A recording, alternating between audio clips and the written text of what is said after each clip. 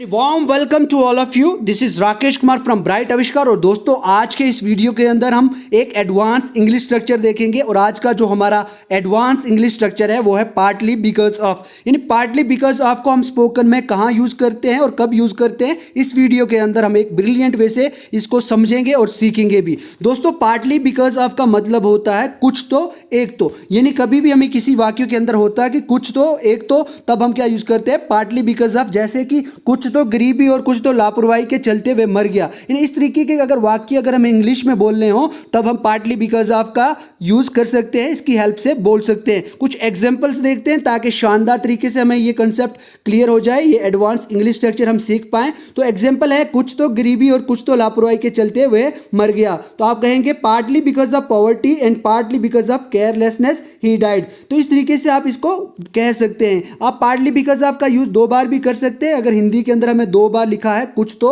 या एक तो या कुछ तो दो बार अगर लिखा है तो हम पार्टली बिकॉज ऑफ का यूज भी दो बार कर सकते हैं। उसके बाद एक तो ऑफिस के काम की वजह से और एक तो पार्टी की वजह से मैं वहां नहीं गया था। आप कह सकते हैं इंग्लिश के अंदर partly because of office work and partly because of party I didn't go there. तो आप इस तरीके से वाक्य बना सकते हैं। और कुछ और एग्जांपल्स देखते हैं ताकि शानदार तरीके से हमारा ये कंसेप्ट हमेशा के लिए क्लियर हो जाए और हम पार्टली बिकॉज ऑफ का सही यूज सीख पाएं।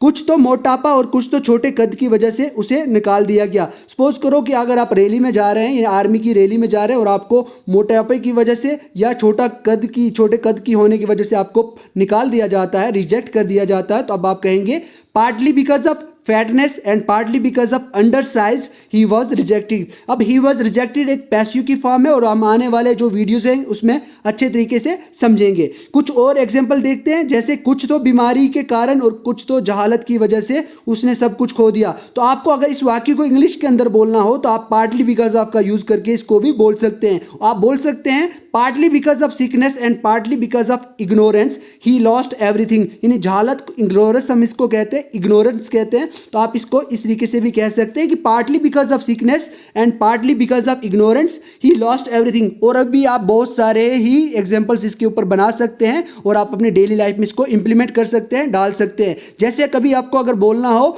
एक तो असफलता और एक तो होड़ की वजह से वो हिम्मत हार गया। अब होड़ क्या होता है दोस्तों? होड़ होता है कंपटीशन, जिसको हम कहते हैं, इसको हिंदी के अंदर होड़ कहते हैं। आप कहेंगे partly because of failure and partly because of competition I gave up या ही गेव अप। यानी अगर मैं हार गया तो आप कहेंगे partly because of failure and partly because of competition I gave up. मैंने हार मान ली, मैं हार गया। तो दोस्तों, कुछ इसी तरीके के वाक्य आप नीचे कमेंट बॉक्स में भी ज़रूर बनाएं ताकि मुझे भी पता लग पाए कि आपको ये टॉपिक शानदार वे से समझ में आया है या नहीं। तो ज़रूर आप मुझे इसका बताएं कि एक तो असफलता के कारण और एक तो होड़ के कारण मैं हिम्मत हार गया। मैंने अभी पहले आपको बताया और आप मुझे इस वर्ड को, इसको दोबारा से कमेंट के अंदर इस लाइन को, इस वाक्य को बताएंगे और मुझे तभी पता लगेगा कि ये टॉपिक आपको शानदार तरीके से समझ में आ गया है। तो जय हिंद दोस्तों।